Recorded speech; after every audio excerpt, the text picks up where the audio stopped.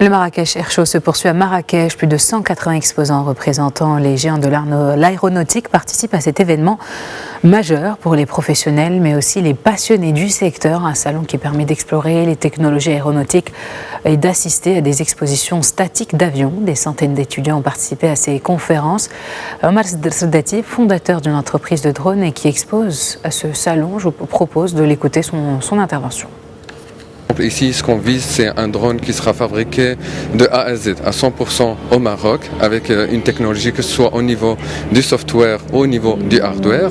Et le deuxième point, on voudrait une intelligence une intelligence artificielle qui soit embarquée, qui va permettre à ce drone de comprendre les indications qui sont données par les militaires pour effectuer des missions qui sont complexes, c'est-à-dire une reconnaissance automatique, par exemple, des cibles, et également l'identification du meilleur chemin pour atteindre le cible avec une grande efficacité.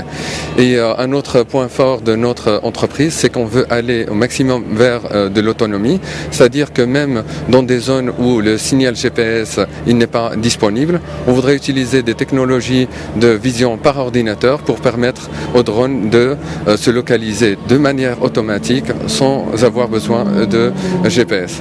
Et une autre qualité de notre produit, comme c'est un produit qui sera fabriqué à 100% au Maroc, le coût de fabrication il est beaucoup plus bas comparé aux produits qu'on achète aujourd'hui et qui sont fabriqués à l'étranger et qu'on achète actuellement.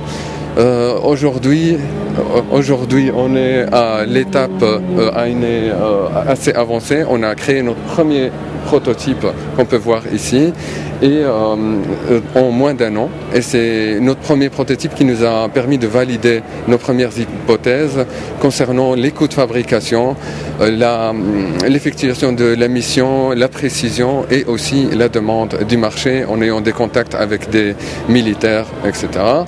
Et là, on est à la deuxième phase où on s'attaque au deuxième prototype qui va nous permettre d'aller vers l'industrialisation et une création à plus grande échelle.